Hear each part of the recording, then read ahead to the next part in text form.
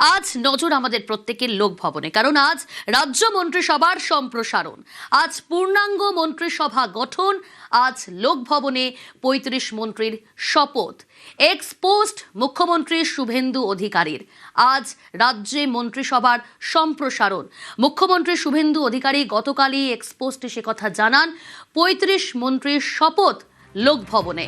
Exposed মুখ্যমন্ত্রী শুভেন্দু অধিকারী তিনি exposed করেছেন। দুই প্রতিনিধি আমার সঙ্গে রয়েছে সরাসরি, একদিকে রয়েছে সুস্মিতা, অপরদিকে রয়েছে সোমরাজ। আমি প্রথমেই আসবো সুস্মিতা, তোমার কাছে জানতে চাইবো যে আজকে মন্ত্রিসভার এই সম্প্রসারণ কখন অনুষ্ঠান শুরু হচ্ছে, বিশেষ অতিথি হিসেবে কারা কারা উপস্থিত থাকবেন, কি কি কর্মসূচি রয়েছে আজ?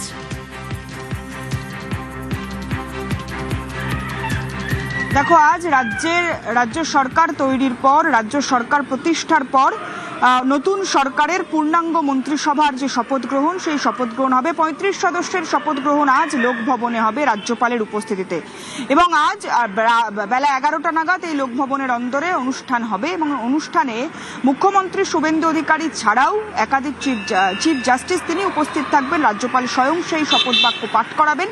তার পাশাপাশি ২৫০ জন বিশেষ আমন্ত্রিত, বিশেষ নিমন্ত্রিত, তাদেরকে নিমন্ত্রণ করা হয়েছে, তাদেরকে আমন্ত্রণ জানানো হয়েছে, যার মধ্যে ক্রীড়া জগৎ, সাহিত্য জগৎ এবং অবশ্যই সমাজের বিশিষ্ট ব্যক্তিদের আমন্ত্রণ জানানো হয়েছে। তার পাশাপাশি শীর্ষস্থানীয় বিজেপি নেতৃত্ব যারা অন্তত এই রাজ্যের, তারা উপস্থিত থাকবেন। রাজ্য সভাপতি শ্রমিক ভট্টাচার্য, কেন্দ্রীয় শিক্ষা প্রতিমন্ত্রী সুকান্ত মজুমদার তিনি উপস্থিত থাকবেন। অর্থাৎ রাজ্য বিজেপির যারা শীর্ষস্থানীয় নেতৃত্ব তারা যেমন উপস্থিত থাকবেন, তার পাশাপাশি এ রাজ্যের বিশিষ্ট ব্যক্তিত্ব, তারা শিক্ষা জগতের, সাহিত্য জগতের এবং ক্রীড়া জগতের, তারা উপস্থিত থাকবেন। তার পাশাপাশি যারা মন্ত্রিত্বের শপথ নেবেন যে ৩৫ জন, সেই মন্ত্রিত্বের শপথ নেওয়ার জন্য যে ৩৫ জন তারা অবশ্যই উপস্থিত থাকবেন। তার পাশাপাশি বিশেষ কয়েকজন বিধায়ককেও আমন্ত্রণ জানানো হয়েছে বলে এই খবর। সব মিলিয়ে লোকভবনের ভিতরে যেমন এই মুহূর্তে প্রস্তুতি তুঙ্গে, আর কিছুক্ষণের মধ্যেই যারা মন্ত্রিত্বের শপথ নেবেন, যে সমস্ত নির্বাচিত জনপ্রতিনিধিরা, তারা এসে উপস্থিত হবেন লোকভবনে। আর যে কারণেই লোকভবনের বাইরেও নিরাপত্তা আঁটোসাঁটো করা হয়েছে। যারা দায়িত্বপ্রাপ্ত পুলিশ আধিকারিক রয়েছেন তারা যেমন নিরাপত্তার বিষয়টি খতিয়ে দেখছেন, ট্রাফিক মুভমেন্টও রীতিমধ্যেই কন্ট্রোল করা হচ্ছে, নিয়ন্ত্রণ করা হচ্ছে, যাতে কোনোভাবেই কোনো অপ্রীতিকর অবস্থার পরিস্থিতির সৃষ্টি না হয়। লোকভবনের ভিতরে আরেক প্রতিনিধি সোমরাজ রয়েছে আমার সঙ্গে লোকভবন থেকে। সোমরাজ, আজ মন্ত্রিসভার সম্প্রসারণ লোকভবনে সকাল ১১টায় শুরু হবে সেই শপথ অনুষ্ঠান। ২৫০ অতিথিকে আমন্ত্রণ জানানো হয়েছে। ৩ পর্যায়ে শপথ গ্রহণ অনুষ্ঠান শুরু হবে। এই ৩ পর্যায়ের ব্যাখ্যা একটু জানতে চাইব।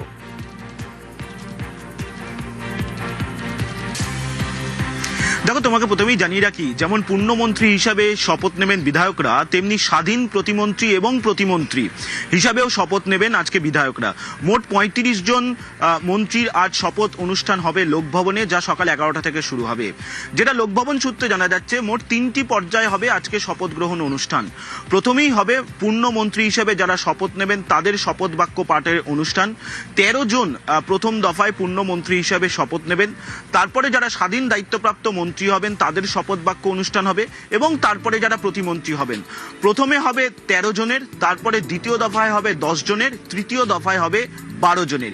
এইভাবেই আজকে লোকভবনে শপথ গ্রহণ অনুষ্ঠানের সূচি চূড়ান্ত করা হয়েছে। সকাল ১১টা থেকে ১১:৩০ পর্যন্ত এই শপথ বাক্য অনুষ্ঠান হবে। তারপরে চিরাচরিত রীতি মেনে লোকভবনে চা চক্রের আয়োজন করা হয়েছে, যেখানে অবশ্যই মুখ্যমন্ত্রী শুভেন্দু অধিকারী থেকে শুরু করে যারা বিশিষ্ট আমন্ত্রিত অতিথি থাকবেন তারা এই চা চক্রে যোগ দেবেন। নতুন মন্ত্রিসভা সদস্য হিসাবে যারা শপথ বাক্য পাঠ করবেন আজকে, তারা আজকে এই চা চক্রে যোগ দেবেন, এবং তারপর দুপুর ১২টার পর গোটা অনুষ্ঠান পর্বটাকেই শেষ করে দেওয়া হবে। তেমনটাই লোকভবনের তরফে অনুষ্ঠান সূচি আর চূড়ান্ত করা হয়েছে। তোমাকে জানিয়ে রাখি, উত্তরবঙ্গ থেকে দক্ষিণবঙ্গ প্রত্যেকটি জেলা থেকেই মন্ত্রিসভায় প্রতিনিধিত্ব থাকছে আজ এই যে সকাল ১১টা থেকে যে শপথ বাক্য অনুষ্ঠান হবে। তোমাকে এটাও জানিয়ে রাখি, যেটা দেখা যাচ্ছে গুরুত্বপূর্ণ বিষয় আজকে শপথ গ্রহণ অনুষ্ঠানে, যে শুধুমাত্র পূর্ণমন্ত্রী নয়, বিভিন্ন দপ্তরে স্বাধীন দায়িত্বপ্রাপ্ত মন্ত্রীও থাকছে।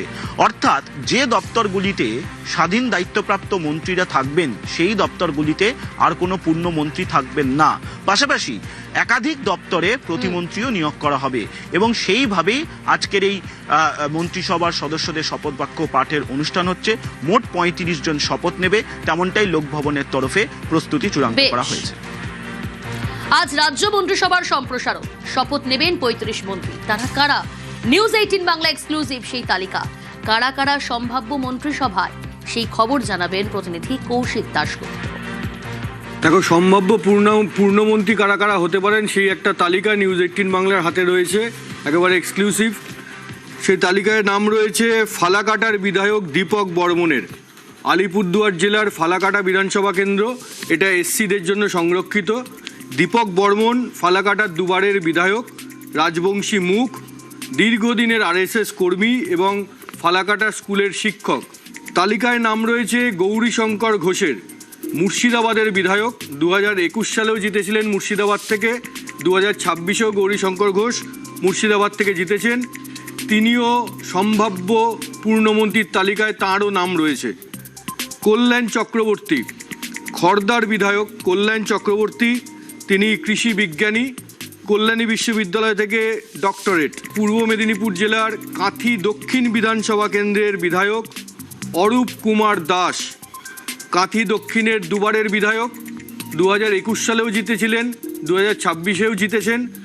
তিনিও সম্ভবত পূর্ণমন্ত্রী হতে চলেছেন।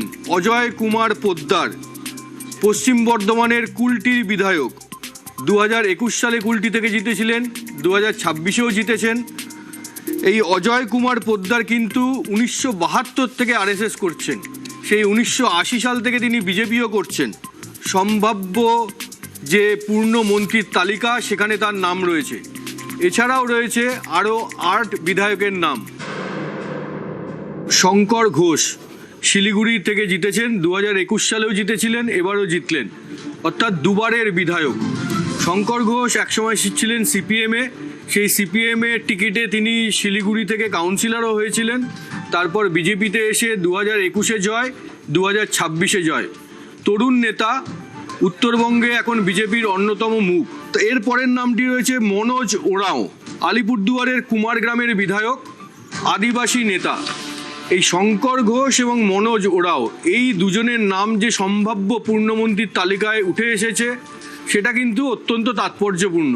কারণ উত্তরবঙ্গে এবার কিন্তু গেরুয়া ঝড় বয়েছে, তৃণমূলকে একেবারে কুপোকাত করে দিয়েছে। উত্তরবঙ্গের 8টি জেলায় 54টি বিধানসভা আসন। এই 54টি বিধানসভা আসনের মধ্যে এবার বিজেপি জিতেছে 40টিতে, তৃণমূল মাত্র 14টিতে। সেই উত্তরবঙ্গ সম্ভবত আরও 2জন পূর্ণমন্ত্রী পেতে চলেছে। সম্ভাব্য পূর্ণমন্ত্রীর তালিকায় এর পরের নাম হচ্ছে জগন্নাথ চট্টোপাধ্যায়। তিনি সিউড়ির বিধায়ক, একসময় দুধে সাংবাদিক, বর্তমান আনন্দবাজারের মতো খবরের কাগজে কাজ করেছেন। অর্থাৎ প্রশাসনের বাইরে, ভেতরে এবং প্রশাসন এবং রাজনীতি কীরকমভাবে একসঙ্গে কাজ করে, হাতে হাত মিলিয়ে, সেইটা তিনি খুব ভালো মতো জানেন। পরের নাম শারদ্দত্ত মুখোপাধ্যায়, বিধাননগর থেকে জিতেছেন, প্রথমবারের বিধায়ক, নামী অঙ্কোলজিস্ট, ক্যান্সার বিশেষজ্ঞ। বিজেপি ভোটে জেতার পর একাধিকবার তাকে বিভিন্ন সরকারি হাসপাতালে যেতে দেখা গিয়েছে। সেখানে গিয়ে তিনি বৈঠক করেছেন, বুঝেছেন সেখানে কীরকমভাবে কাজ হয়। তিনি কিন্তু এই সরকারি বেসরকারি হাসপাতাল 2 জায়গাতেই একসময় জড়িত ছিলেন। অর্থাৎ তিনি জানেন আমাদের রাজ্যে গোটা যে স্বাস্থ্য ব্যবস্থাটার ইকোসিস্টেমটা কীরকমভাবে চলে, সেটা তিনি জানেন। এবং তিনি এটাও জানেন এ রাজ্যের স্বাস্থ্যে কোথায় কোথায় ক্যান্সারটা রয়েছে। সম্ভাব্য পূর্ণমন্ত্রীর পরের নাম স্বপন দাশগুপ্ত, রাসবিহারী থেকে জিতেছেন। দেখো, দিল্লি বিশ্ববিদ্যালয়ের যে এলিট ক্যাম্পাস, নর্থ ক্যাম্পাস, সেই নর্থ ক্যাম্পাসে যেসব মণিমাণিক্যরা ঘুরে বেড়ান, তারা অনেকেই পড়াশোনা করেন সেন্ট স্টিফেন্সে। এই স্বপন দাশগুপ্ত সেন্ট স্টিফেন্সের ছাত্র ছিলেন। তারপর তিনি বিদেশে গিয়ে পড়াশোনা করেছেন, লন্ডনে গিয়ে ডক্টরেট করেছেন, তারপর রাজ্যসভার দুবারের সাংসদ হয়েছেন। একাধিক সংবাদ মাধ্যম, একেবারে প্রথম সারির সংবাদ মাধ্যমে তিনি কাজ করেছেন। Indian express, Times of India, Statesman, India today, এইসব জায়গায় কাজ করার তার অভিজ্ঞতা রয়েছে। দক্ষ সাংবাদিক হিসাবে যথেষ্ট সুনাম অর্জন করেছেন এবং 2015 সালে তিনি পদ্মভূষণ পান। স্বপন দাশগুপ্তর পড়াশোনার দেখলেই, এই পড়াশোনার এই বহর যেটা রয়েছে, সেটা দেখে অনেকেই মনে করছেন তার হাতেই হয়তো যেতে পারে এবারে শিক্ষামন্ত্রীর দায়িত্ব, শিক্ষা দপ্তরের দায়িত্ব। এর পরের নামটা ভীষণ ইন্টারেস্টিং, সেটা হচ্ছে দুধ কুমার মণ্ডল। বীরভূমের ময়ূরেশ্বর থেকে তিনি জিতেছেন। এই দুধ কুমার মণ্ডল এমন সময় বিজেপি করতেন যেই সময় পশ্চিমবঙ্গে অনেকে হয়তো বিজেপির নামটাই ভালোভাবে শোনেননি, বিজেপি খায় না মাথায় দেয় এটাই হয়তো জানতেন না। 1988 সালে দুধকুমার মণ্ডল সেই সময় বিজেপির টিকিটে পঞ্চায়েতের সদস্য হয়েছিলেন। অত্যন্ত দক্ষ সংগঠক, দীর্ঘদিন ধরে বিজেপি করে আসছেন। একসময় 2011-য় তৃণমূল ক্ষমতায় আসার পর বীরভূমে দেখা গেছে অনুব্রত মণ্ডলের দাপট। বীরভূমে তখন তৃণমূলের জেলা সভাপতি তিনি, তার দাপটে তখন বাঘে গরুতে এক ঘাটে প্রায় জল খায়।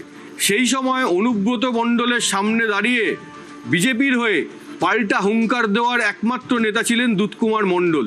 সেই দুধকুমার মণ্ডল সম্ভবত শুভেন্দু অধিকারীর মন্ত্রিসভায় জায়গা করে নিতে পারেন পূর্ণ মন্ত্রী হিসাবে। পরের নাম তাপস রায়, মানিকতলার বিধায়ক, মানিকতলা থেকে জিতেছেন। মন্ত্রিসভায় কাজ করা, সরকারে কাজ করার একটা দীর্ঘ অভিজ্ঞতা তার রয়েছে। তৃণমূলের একের পর এক নেতার গায়ে যেভাবে দুর্নীতির পাঁক লাগছে, যেভাবে তাদের চোর চোর স্লোগান শুনতে হচ্ছে, এসব কথা কখনোই তাপস রায় সম্পর্কে ভাবাই যায় না। তার সাদা জামা বা সাদা পাঞ্জাবিতে আজ পর্যন্ত কেউ কোনোদিন দাগ লাগাতে পারেনি বা এর কথা ভাবতেও পারেনি। এতটাই স্বচ্ছ ভাবমূর্তির নেতা তাপস রায়, তিনিও সম্ভাব্য পূর্ণমন্ত্রীর তালিকায় রয়েছেন। 7 জনের নাম বললাম। 8ম নাম অর্জুন সিং, নোয়াপাড়ার বিধায়ক।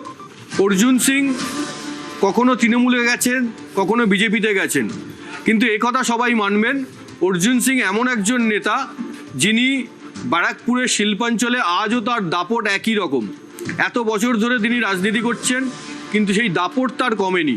অর্থাৎ ব্যারাকপুর শিল্পাঞ্চল এবং উত্তর 24 পরগনার একটা বিস্তীর্ণ এলাকায় যদি দাপট ধরে রাখতে হয়, যদি সেখানে নিয়ন্ত্রণে রাখতে হয়, তাহলে প্রথমেই যেই নামটা উঠে আসে তার নাম অর্জুন সিং। সেই অর্জুন সিংও সম্ভবত এবার পূর্ণমন্ত্রীর দায়িত্ব পেতে চলেছেন। সম্ভাব্য পূর্ণমন্ত্রীর তালিকায় শিলিগুড়ির বিধায়ক শঙ্কর ঘোষ কলকাতায় রওনা হয়েছেন। তিনি কি বলছেন শুনুন। উত্তরবঙ্গের বঞ্চনার যে শব্দটা, সেই শব্দটাকে ইরেজার দিয়ে মুছে দেওয়ার যে দায়িত্ব, সেটা মাননীয় প্রধানমন্ত্রী নরেন্দ্র মোদী মহাশয় আমাদেরকে দিয়েছেন। আমাদের সরকার, মাননীয় মুখ্যমন্ত্রী শ্রী শুভেন্দু অধিকারী মহাশয়, আমাদের প্রদেশের মাননীয় রাজ্য সভাপতি শ্রী শ্রমিক ভট্টাচার্যের তত্ত্বাবধানে এই শব্দটা আমরা মুছতে বদ্ধপরিকর। মন্ত্রিত্বের দৌড়ে এগিয়ে নোয়াপাড়ার বিধায়ক অর্জুন সিং মন্দিরে পুজো দিয়ে লোকভবনে রওনা। আমি এটা নিয়ে 5 বারের এমএলএ, সাংসদও ছিলাম। দীর্ঘদিনের রাজনৈতিক লড়াই, এই রাজনৈতিক লড়াইতে অতদিনের রাজনীতিক লড়াই, অতদিনের যুদ্ধ, এবার মন্ত্রী হয়েছি। জন্য যে দায়িত্ব দেবে গভর্নমেন্ট পার্টি, সে দায়িত্বটা পালন করবে। মন্ত্রিত্বের দৌড়ে এগিয়ে ময়ূরেশ্বরের বিধায়ক দুধকুমার মণ্ডল 1988 সালে বাম আমলে বিজেপির টিকিটে পঞ্চায়েতে জয়ী। সম্ভাব্য পূর্ণমন্ত্রী দুধকুমার মণ্ডল ময়ূরেশ্বর থেকে কলকাতায় লোকভবনে রওনা।